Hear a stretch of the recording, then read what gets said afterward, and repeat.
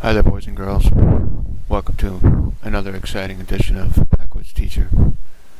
We've got kind of a special presentation for you today. We are starting a new unit about the Civil War.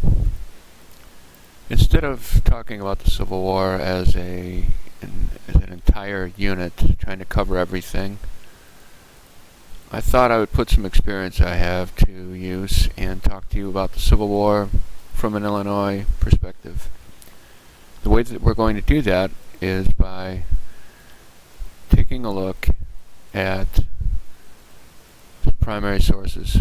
These would be letters written home by a soldier named E. Whitaker, and then the letters that he got from home from his brother and sister back to him. These letters tell us quite a bit because Mr. Whitaker's family in Illinois, southern Illinois to be specific, some of them were Copperheads. And Copperheads were people who were against the war, but they were from the north. So when he signed up to fight in the war, this caused him some heartache because some of his family would not talk to him.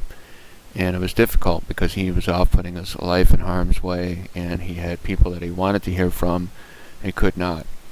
In his letters, he also talks about courage and standing up for what you believe in, and how some other people did not do these things, and there's a lot of strong political beliefs in there.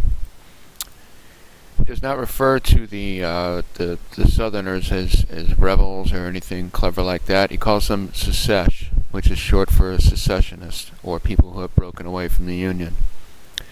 This tells us a little bit also about his perspective, about why he's fighting. It tells us that he was fighting the war because he thought it was wrong that they broke away from the rest of the country.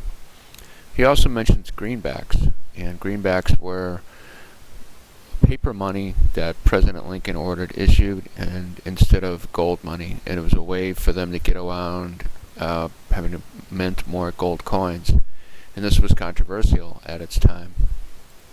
He does refer to the Union. He talks mostly, though, about family and asks about members of his family back home. He talks a lot about pay, and that he was paid $13 a month, and at that time that would get you an acre of land. So a lot of his motivation was to do better for his family. Speaking of family, he mentioned some other men in the unit, and this is one of the things that was exciting for me to learn. He talks about a fellow named Dunlap, Lamont, and Childress. These people, along with Mr. Whitaker, all go on to form my ancestors. So I'm related to all of them. He was not at the time. And I think it's kind of another interesting thing for us to look at, because if we were to go back and actually look at the members of his regiment, you might find some familiar family names.